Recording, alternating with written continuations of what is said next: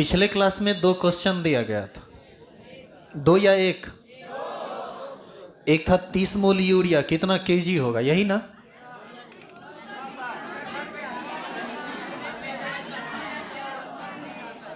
तीन 3.42 ग्राम चीनी वाला था क्या? 3.42 ग्राम चीनी, ये हो जाएगा 3.42 बटा 342 मोल, 1/100 मोल, 0.01 मोल। आया है क्या? और कुछ था? क्या था? 2 केजी को मोल में बदलना था। तो 2 केजी बराबर हो जाएगा 2000 ग्राम, और ग्राम को मोल में बदलने के लिए 342 से भाग दे देंगे, जितना बार में कटेगा आंसर आ जाएगा। जो भी आएगा वो देख लीजिए। चलिए आज टॉपिक चेंज करते हैं, अब शांत हो जाइए।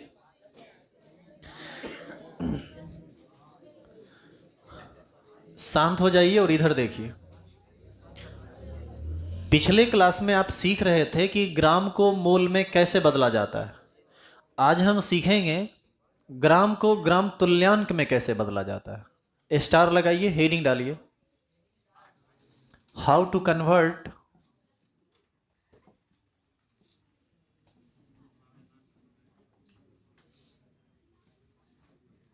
ग्राम इनटू ग्राम इक्विवेलेंट।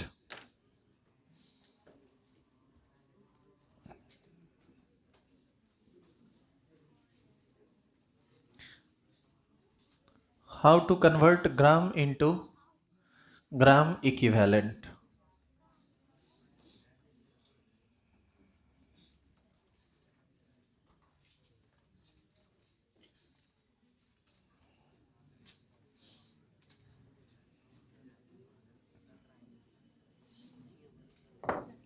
सुनिए, देखिए खिस्सा मत कीजिए आप। खिस्सा करते दिखिएगा तो खड़ा कर देंगे, यहां बुला के पूछना शुरू करेंगे। आप बतियाइएगा तो फिर हम पढ़ा नहीं ना पाएंगे। देखिए यहां ये काम करना भी बहुत आसान है। यदि ग्राम इक्विवेलेंट निकालना हो, इसका फॉर्मूला होता है वेट, जो कि होना चाहिए किसमें? ग्राम में, बटा इक्विवेलेंट वेट। मोल निकालना होता था तो वेट बटा मॉलिक्यूलर वेट, ग्राम इक्विवेलेंट निकालना है तो वेट बटा इक्विवेलेंट वेट। यानी वेट में मॉलिक्यूलर वेट से भाग देंगे, मोल में बदल जाएगा, और वेट में इक्विवेलेंट वेट से भाग देंगे, ग्राम इक्विवेलेंट में बदल जाएगा। जैसे एक क्वेश्चन, और एकदम सिंपल चीज है, ज़्यादा इसमें है नहीं कुछ। जैसे 200 ग्राम CaCO3, ये कितना ग्राम इक्विवेलेंट होगा? यदि ये हमको जानना है तो हमको कुछ नहीं करना है, ग्राम इक्विवेलेंट जानना है।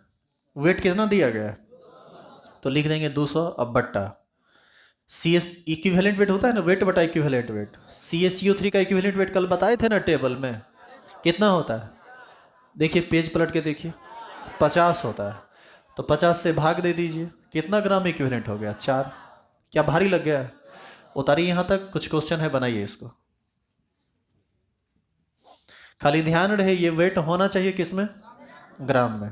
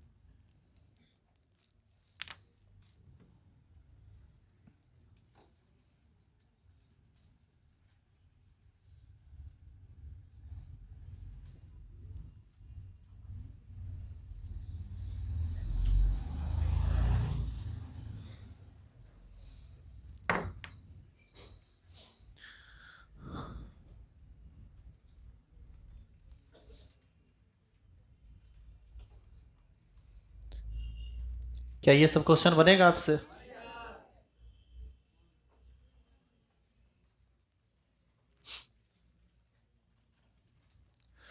बस कुछ नहीं करना है, इस फॉर्मूला का यूज करना है। ग्राम इक्विवेलेंट बराबर होता है वेट बटा इक्विवेलेंट वेट। इक्विवेलेंट वेट सबका बताया जा चुका है।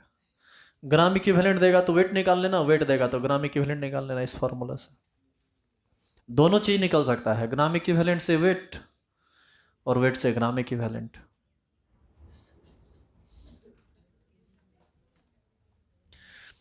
नाइन 9.8 kg ये 9800 ग्राम होगा, और 9800 ग्राम में 49 से भाग देंगे, ये 200 बार में कटेगा, यानी ये आएगा आंसर 200 ग्राम इक्विवेलेंट। 6.3 ग्राम में कितना से भाग देंगे? 63 से, ये होगा 1/10 ग्राम इक्विवेलेंट। 10 ग्राम इक्विवेलेंट है, देखो 10 ग्राम इक्विवेलेंट यहाँ रखोगे 10, इक्विवेलेंट वेट होता है 50, तो वेट निकालेंगे 50 गुना 10 नहीं हो जाएगा? ये कितना ग्राम हो जाएगा? 500 ग्राम। हो गया, बन गया। क्या जी ये भारी लग गया क्या आपको? इसका बेसिक समाप्त हो गया है। अब आप ग्राम को मोल में बदलना और ग्राम को ग्राम इक्विवेलेंट में बदलना सीख चुके हैं।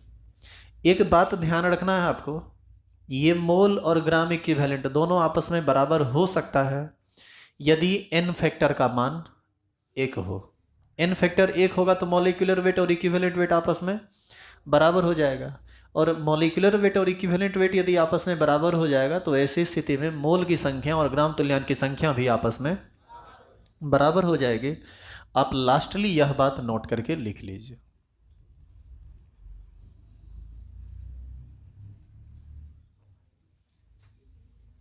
इसमें किसी भी क्वेश्चन में आपको दिक्कत है तो आप बेहिचक खड़ा होकर बोलिए, हम दोबारा समझा देंगे, क्योंकि अब टॉपिक बदल रहा है। केमिस्ट्री का बेसिक खत्म है, मैथमेटिक्स का बेसिक शुरू होगा, जिसमें जिसकी जरूरत केमिस्ट्री में पड़ती है।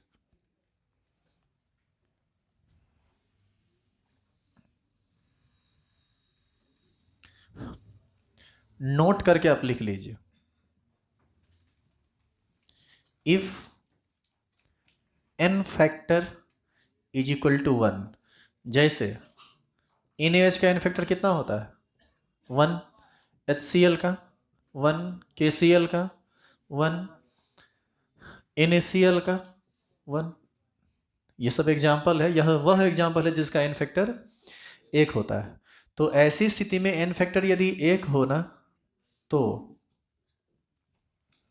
मॉलिक्यूलर वेट बराबर हो जाता है इक्विवेलेंट वेट, और यदि मॉलिक्यूलर वेट इक्विवेलेंट वेट के बराबर हो गया तो मॉलिक्यूलर वेट से भाग देते हैं तो मोल निकलता है, इक्विवेलेंट वेट से भाग देते हैं तो ग्राम इक्विवेलेंट निकलता है। दोनों सेम हो जाएगा तब तो ग्राम इक्विवेलेंट और मोल भी ना समान हो जाएगा। तो यदि n फैक्टर का मान 1 हो जाए तो मॉलिक्यूलर वेट और इक्विवेलेंट वेट बराबर हो जाता है, और बराबर हो जाता है नंबर ऑफ मोल्स किसके? नंबर ऑफ ग्राम इक्विवेलेंट के। इस दोनों बात को लिखिए, हम एक एग्जाम्पल पर आपको ये दोनों बात समझा देते हैं।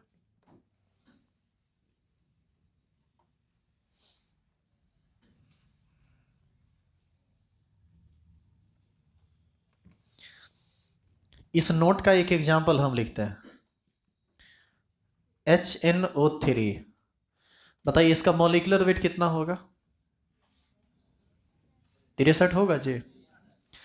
और इसका इक्विवेलेंट वेट, इक्विवेलेंट वेट का क्या फॉर्मूला तुम जानते हो? इक्विवेलेंट वेट बराबर होता है नो मॉलिक्यूलर वेट बटा n फैक्टर, हाँ या ना? तो 63/1 कितना हो गया? अब बताओ, इस HNO3 का मॉलिक्यूलर वेट 63, इक्विवेलेंट वेट भी कितना हो गया? 63। ऐसा इसलिए हुआ ना कि HNO3 का n फैक्टर 1 है, क्योंकि HNO3 टूटता है H प्लस में और NO3 माइनस में। आप देखिए कि मॉलिक्यूलर वेट और इक्विवेलेंट वेट बराबर होगा। और क्या हल्ला कर रहा है पीछे? दिमाग में खराब होगा क्या? नीचे उतरे।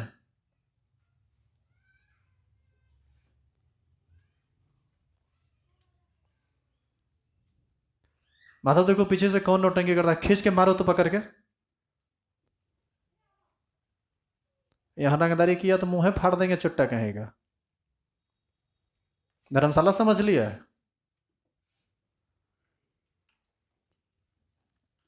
थोड़ा पीछे खड़ा रहा करो, देखो तो नौटंकी जो करता है सीधे खींच लो तो वहां से।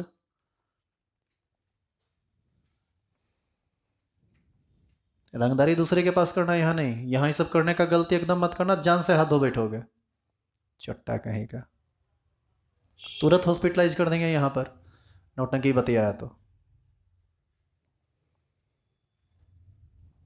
संस्कार मंद कहीं का।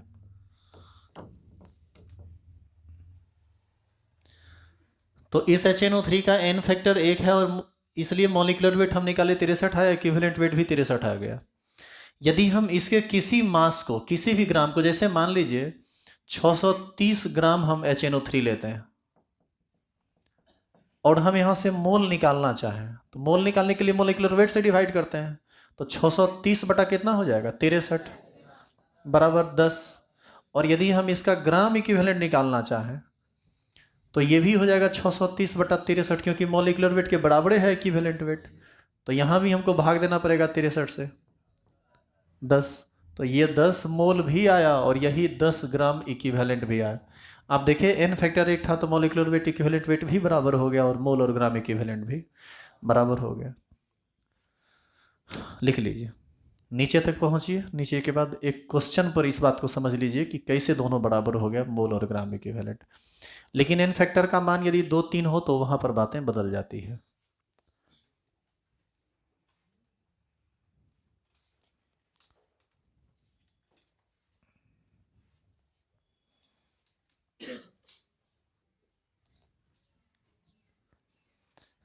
केमिस्ट्री का बेसिक समाप्त हो गया है, अब इसका मैथमेटिकल टूल से स्टार्ट होगा। देखिए मैथमेटिकल टूल्स का जरूरत कहाँ होता है, क्यों होता है, इस बात को समझिए। यदि आप कोई थ्योरी पढ़ रहे हैं तो थ्योरी में यदि थ्योरी में कोई डेरिवेशन चल रहा है तो डेरिवेशन मैथमेटिक्स से ही होता है। जैसे एक इक्वेशन से दूसरे पर गए, दूसरे से तीसरे पर गए, तीसरे से चौथे पर गए, तो वो डेरिवेशन आपको नहीं आएगा तो फिर आप काम नहीं कर पाएंगे, पहला बात। दूसरा बात, जितना न्यूमेरिकल आप बनाते हैं वह सब कैलकुलेशन है। वैसे भी मैथमेटिक्स क्या है? मैथमेटिक्स साइंस नहीं है, मैथमेटिक्स साइंस का लैंग्वेज है। यदि आपको मैथमेटिक्स नहीं आता है तो साइंस में आप सॉल्यूशन नहीं कर पाएंगे। तो ऐसी स्थिति में एक भी न्यूमेरिकल आपसे नहीं बनेगा। हार्ड न्यूमेरिकल बहुत ज़्यादा रहता है, न्यूमेरिकल में कैलकुलेशन इतना टफ होता है जो देखने से भी आपको डर लगेगा। तो डरना नहीं है, उन चीज़ों को बेसिकली 3-4 दिन में हम लोग ख़त्म कर लेंगे कि कैसे आप किसी कैलकुलेशन को ईजी करते हैं। हम पिछला क्लास में शायद हिंट भी आपको किए थे कि कुछ खतरनाक बात जैसे नहीं बोले थे 2 का पावर 3.5879 इस तरह से कुछ आ जाए, तो उस सब तरह का कैलकुलेशन आएगा तो आपको रोक देगा। हालांकि यह एक आसान चीज़ है, इससे भी बहुत भारी चीज़ रहता है। तो उन्हीं सभी का कैलकुलेशन हम अब देखेंगे। तो अब मैं इसके मैथमेटिक्स में हम इन करते हैं, स्टार लगाइए और हेडिंग डालिए।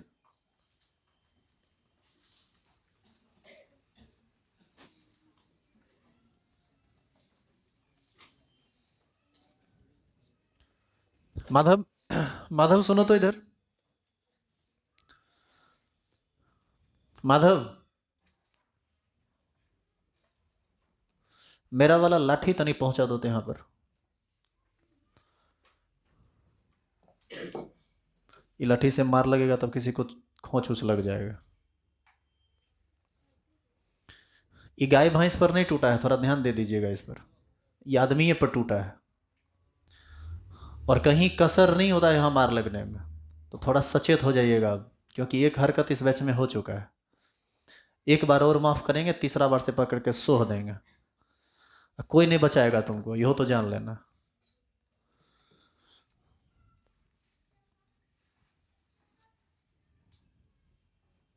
आदमी को देखकर यह अंदाजा लगाना बहुत मुश्किल होता है कि आदमी का स्ट्रेंथ क्या है।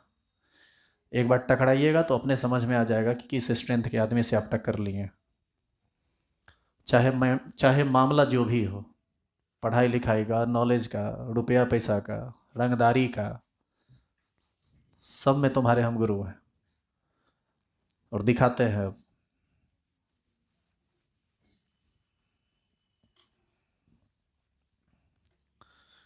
आप सभी आदमी रजिस्ट्रेशन करा चुके हैं?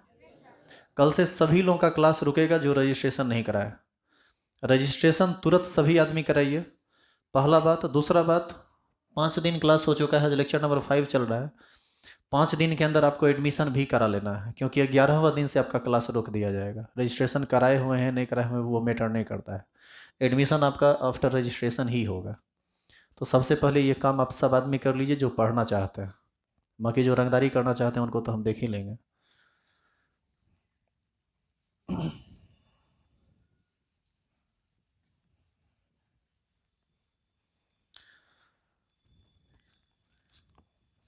सिस्टम को सही कर लें, पढ़ाई तो सालों भर चलता ही रहेगा।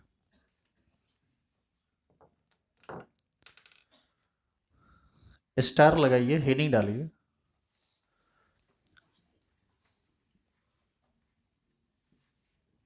सम इम्पोर्टेंट ग्राफ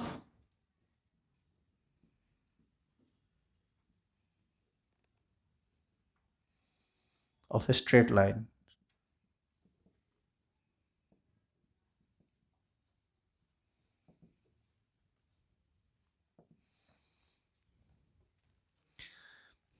स्ट्रेट लाइन में टोटल 4 ग्राफ बहुत इंपॉर्टेंट होता है। ग्राफ को आप पहले भी सुने होंगे। एक ग्राफ होता है y बराबर mx, m गुना x, या इसी को हम mx कहते हैं। दूसरा ग्राफ होता है y is equal to minus mx। तीसरा ग्राफ होता है y is equal to mx plus c। और चौथा ग्राफ होता है y is equal to minus mx plus c. Graph number second का जरूरत बहुत ही कम पड़ता है या ना के बराबर पड़ता है। ग्राफ 1, 3 और 4 बहुत ज़्यादा इंपॉर्टेंट है, जो पूरे केमिस्ट्री में रिपीट होता रहता है। अभी हम यहाँ पर टोटल 4 चीज़ का यूज किए हैं। किस किस चीज़ का? x का, y का, m का और c का। सबसे पहले इस चारों टर्म को समझना है कि ये है क्या। देखिए, x और y ये एक वेरिएबल टर्म है, तो हम यहाँ पर लिखेंगे x and y are variable. इसका मतलब क्या है पहले आप ये समझ लीजिए। x और y दो ऐसे पद हैं जिसका मान आप बदल सकते हैं। आप चाहे तो x का मान 2, 3, 4, 5, 6 कुछ भी ले सकते हैं, उस हिसाब से y का भी मान बदलता रहेगा। और दो चीज जो यहाँ पर है m एंड c, ये एंड का साइन है। m और c जो है ना ये कांस्टेंट है। कांस्टेंट का मतलब ये स्थिर चीज है, इसका मान आप बदल नहीं सकते हैं। तो ये इसका दूसरा बात हुआ। और तीसरा बात, इस ग्राफ में हम लोग m को कहते हैं स्लोप, और ये हाँ ढाल जिसको आप कहते हैं, और ये स्लोप टेन थीटा होता है, जो आगे समझ में आएगा। और ये जो c है ना, ये c कहलाता है y इंटरसेप्ट। तो आप पहले इसको लिख लीजिए, लिखिएगा तो हम एक एक करके जब समझाएंगे ना तो ये बात थोड़ा ज़्यादा बेहतर समझ में आएगा। पहले आप इसको लिखिए तो।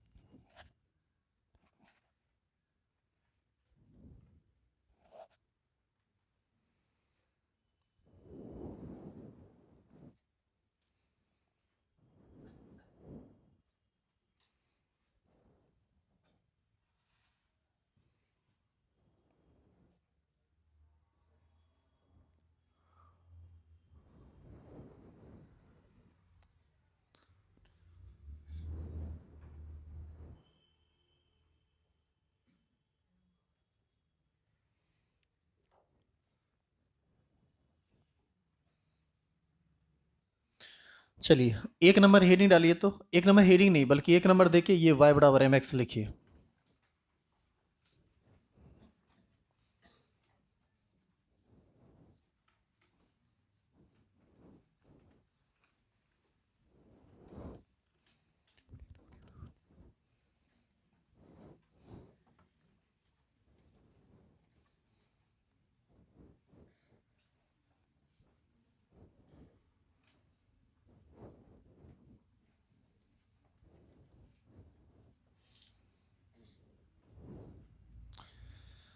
आप लोग लिख लिए y बराबर एम एक्स। देखो यहाँ, अब जो भी बात हम लिखेंगे, लिखना कुछ नहीं है, सिर्फ समझना है। हम दो एक्सिस लेते हैं, एक एक्स एक्सिस और दूसरा वाई एक्सिस। इसको हम लोग ओरिजिन कहते हैं। इस पॉइंट पर एक्स भी जीरो है और वाई भी जीरो है। जैसे जैसे हम इधर भागेंगे एक्स का मान बढ़ता जाएगा, पीछे आएंगे एक्स का मान घटता जाएगा। जैसे जैसे ऊपर जाएंगे वाई का मान बढ़ता जाएगा, नीचे आएंगे वाई का मान घटता जाएगा। अब आप एक चीज़ गौर कीजिए कि एक्स का मान बढ़ता गया, घटता गया, वाई का मान बढ़ता गया, घटता गया। मान बदला तब ना बढ़ता घटता गया। इसका मतलब एक्स और वाई क्या है? वेरिएबल है, मतलब इसका मान आप बदल सकते हैं। अब है एक एम। एम को हम लोग कहते हैं स्लोप, और ये एम है कैसा? पॉजिटिव। पॉजिटिव है ना, मतलब धनात्मक स्लोप है। ये एक ऐसा स्ट्रेट लाइन ग्राफ है जो ओरिजिन से पास करेगा। ओरिजिन से पास करेगा मतलब यहाँ पर जिसका स्लोप कैसा होगा? पॉजिटिव। पॉजिटिव स्लोप हमेशा ग्राफ ऊपर की तरफ भागेगा। स्लोप जब निगेटिव रहेगा तो ग्राफ हमेशा नीचे की तरफ भागेगा। अब देखिए ये एम होता क्या है, इसको समझिए। यहाँ पर एक्स एक्सिस के साथ ये कुछ ना कुछ एंगल बनाया होगा ना, तो उसको हम लोग मान लेते हैं थीटा। इसका जो 10 वैल्यू होता है इसी को हम लोग स्लोप कहते हैं, एम, या इसी को हम लोग स्लोप पूरा लिख देंगे कि यही स्लोप है। अब आप एक चीज़ गौर कीजिए, थीटा का मान यदि 45 हो जाए तो 10 45 कितना होगा? यानी एम का मान कितना? एम का मान एक, तो वाई बराबर एक्स, यही ना होगा। अब गौर कीजिए आप, सबका अपना प्रैक्टिकल मीनिंग होता है और उस मीनिंग को आपको समझना चाहिए। जैसे अभी लग भी रहा है कि ये एंगल लगभग 45 है, मतलब जैसा फिगर देखिए जैसा बना है, यदि ये फिगर यहाँ से ये ग्राफ पास करता तो 45 तो नहीं लगता। अभी लग रहा है ये 45 है, तो एक प्रैक्टिकल बात देखिए कितना स्पष्ट आपको समझ में आएगा। यदि हम लोग इस पॉइंट को कंसीडर करें, इस पॉइंट को, तो आपको नहीं लगता है कि इस पॉइंट को कंसीडर करेंगे तो यहाँ से y वैल्यू यहाँ जो मिलेगा ये यहाँ मिलेगा इस जगह पर, और यहाँ से x वैल्यू जो मिलेगा वो यहाँ मिलेगा। अब देखिए यहाँ से लेकर यहाँ तक का वैल्यू और यहाँ से लेकर यहाँ तक का वैल्यू लगभग बराबर लग रहा है। यदि यहाँ पर देखें तो यहाँ से ये और यहाँ से ये लगभग बराबर लगेगा। तो ऐसा है ना कि यदि ये 45 डिग्री हो तो जितना x तुम बढ़ाओगे उतना ही y बढ़ेगा। इसका मतलब एक्स वाई एक दूसरे का डायरेक्टली प्रोपोर्शनल है, मतलब x जितना गुना बढ़ाएंगे उतना गुना ही y बढ़ेगा। लेकिन जरा इस ग्राफ को आप ध्यान से देखिए तो क्या इसका एंगल आपको 45 दिख रहा है? देखिए अभी यहाँ क्या है, यहाँ इस पॉइंट पर आइए, x यहाँ, ये x है और ये y है। x का वैल्यू यहाँ से लेकर यहाँ तक, जबकि इसी पॉइंट पर y का वैल्यू ये है, यही है ना। अब बताइए ये वैल्यू और ये वैल्यू क्या दोनों बराबर है? इसका ये मतलब है कि x ज़्यादा बढ़ा है, y उतना नहीं बढ़ा है। तो ऐसी स्थिति में हम कह सकते हैं कि यहाँ पर डायरेक्टली कोई संबंध नहीं है, डायरेक्टली प्रोपोर्शनल का कोई संबंध नहीं है। ये प्रोपोर्शनल है, मतलब x के बढ़ने से y बढ़ रहा है, ये बात सही है, लेकिन x जितना गुना बढ़ेगा उतना गुना y नहीं बढ़ेगा। तो एक होता है डायरेक्टली प्रोपोर्शनल और एक होता है प्रोपोर्शनल। डायरेक्टली प्रोपोर्शनल का मतलब होता है जितना गुना बढ़ा रहे उतना गुना बढ़ रहा है, और सिर्फ प्रोपोर्शनल का मतलब होता है बढ़ाने से बढ़ता है, घटाने से घटता है, लेकिन फिक्स नहीं है कि कितना बढ़ाएंगे तो कितना बढ़ेगा। मतलब 2 गुना बढ़ाएंगे तो हो सकता है 1.5 गुना से बढ़े, कुछ इस तरह की बात है। पहला ग्राफ आपको समझ में आ गया? उतारिए तो पहला ग्राफ। तो आप एक चीज ध्यान रखिएगा, y बराबर एम एक्स जब भी रहे तो समझ जाइए वह स्ट्रेट लाइन इक्वेशन है जो पास कहाँ से करेगा? ओरिजिन से। ओरिजिन से पास करेगा, जिसका स्लोप कैसा होगा? पॉजिटिव। पॉजिटिव मतलब ऊपर की ओर। उतारिए ग्राफ।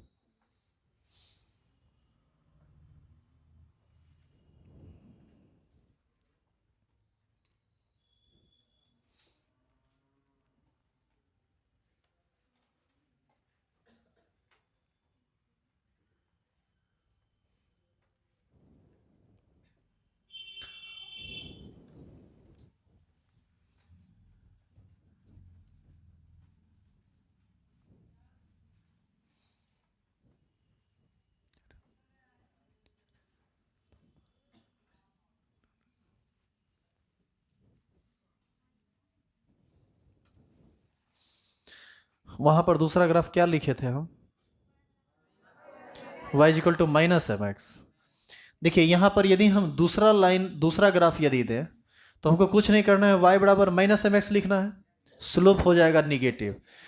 ग्राफ ओरिजिन से ही पास करेगा, लेकिन ग्राफ ऊपर की दिशा में नहीं, ग्राफ नीचे की दिशा में पास करेगा। ठीक है, तो उसके ग्राफ को हमको फिर से बनाना पड़ेगा। तो पहला तो हो गया लिखा हुआ, लिखिए y equal to minus m x.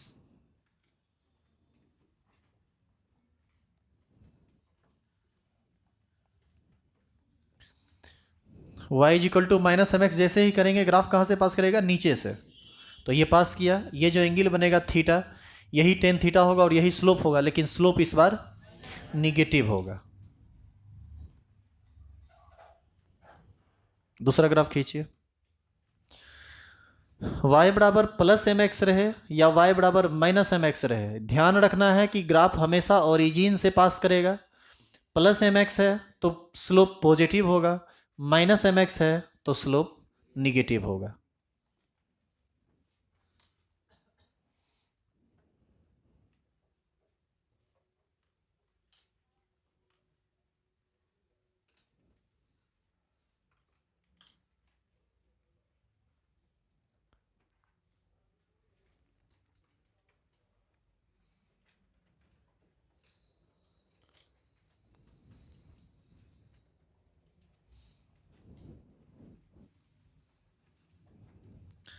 तीसरा ग्राफ क्या था बाबू? y equal to m x plus सी।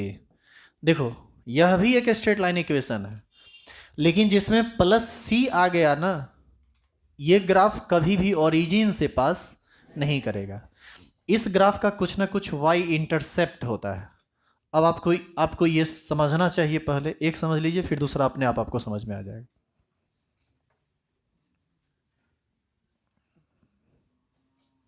देखिएगा, सबसे पहले आप x एक्सिस लीजिए, y एक्सिस लीजिए,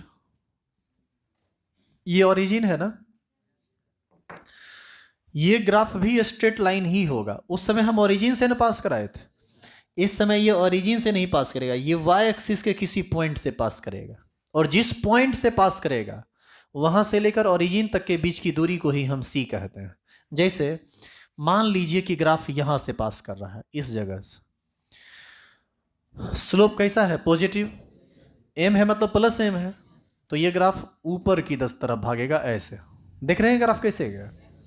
यदि इसी में माइनस लग जाता ना, तो यही ग्राफ नीचे की तरफ भागता, और अगला में हम यही काम करेंगे। तो अभी तो प्लस लगा हुआ है तो प्लस रखिए।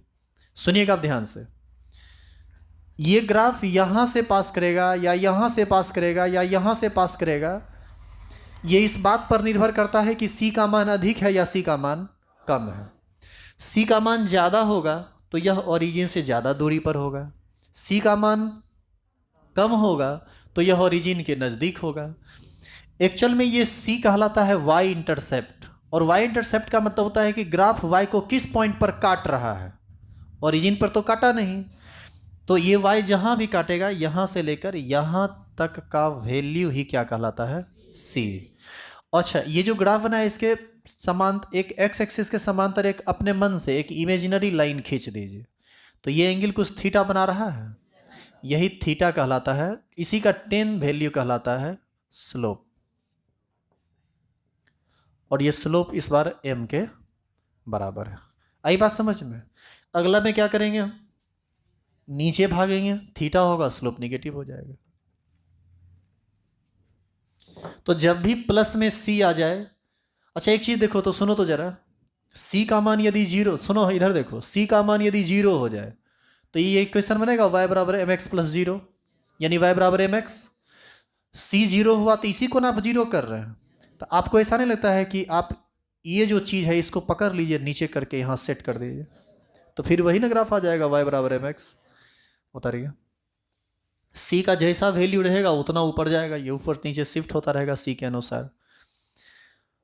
इन सब चीज़ों को जब आप पढ़ेंगे ना केमिस्ट्री, वहाँ पर जब हम इसको अप्लाई करेंगे तब आप और बेहतर तरीके से इसको समझिएगा।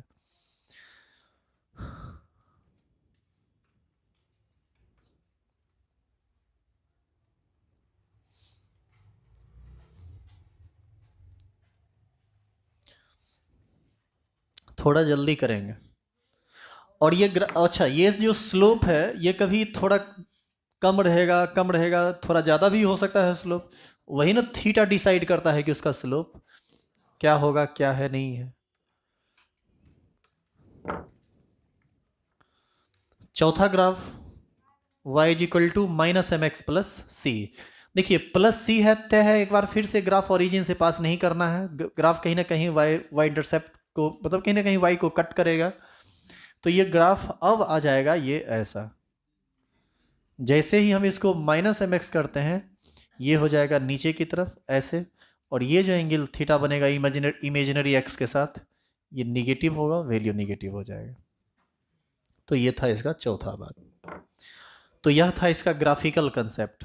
और अब सबसे ज़्यादा इंपॉर्टेंट कंसेप्ट लॉग टेबल से आता है, जिसकी ज़रूरत केमिस्ट्री में बहुत पड़ती है।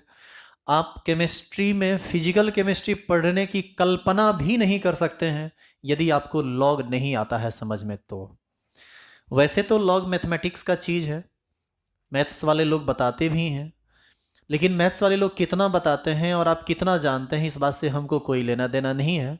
हम उसको अपने तरीके से बताएंगे ताकि हम जब आगे इसका काम करें तो आपको कोई परेशानी ना हो। इसीलिए अब हमारा अगला टॉपिक होगा लॉग टेबल या लॉग।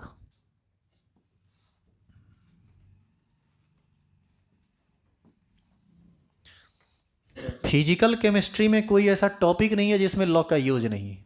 12th में सब में लॉग जरूरी है। जरूरी नहीं है, मतलब ये एक भाषा है, ये एक लैंग्वेज है केमिस्ट्री का। लॉग नहीं जानते हो कुछ नहीं आएगा, कुछ बनबे नहीं करेगा। ना थ्योरी तुम समझ पाओगे, ना कोई डेरिवेशन समझ में आएगा, ना एप्लीकेशन समझ में आएगा, ना न्यूमेरिकल बनेगा।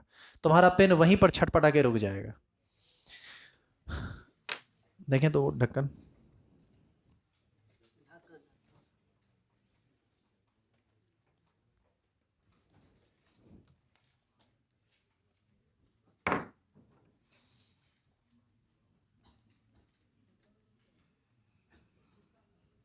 इसको मिटा दें।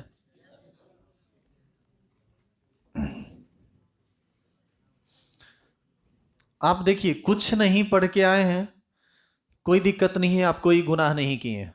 लेकिन अब यदि नहीं पढ़ पाते हैं वो भी क्लास में बैठ के, तो ये बहुत बड़ा गुनाह है आपके लिए। क्लास रेगुलर रहिए, कहीं एक भी पॉइंट पर आपको दिक्कत नहीं होगा, चाहे आपका लेवल कुछ भी हो। लेकिन क्लास रेगुलर नहीं रहेंगे, क्लास आएंगे तो नौटंकी करेंगे, आपका ध्यान भटका हुआ रहेगा, तो आप कतई पढ़ नहीं सकते हैं। इस बात को आपको समझना चाहिए। आप यदि खुद में नहीं समझिएगा तो हम समझा देंगे। देखिए लॉग में कुछ इंपॉर्टेंट रूल्स वगैरह होते हैं जिसको आपको पहले समझना चाहिए, और इसको समझेंगे हम लोग नेक्स्ट क्लास में। लेकिन थोड़ा ध्यान से सुनिए, 2 मिनट आपको सूचना को देना बहुत जरूरी है। कल आप सभी को एक लॉग टेबल मिलेगा। अब देखो, जैसे ही बोले कि लॉग टेबल मिलेगा, पूछता है कितना रुपया हमें मिलेगा।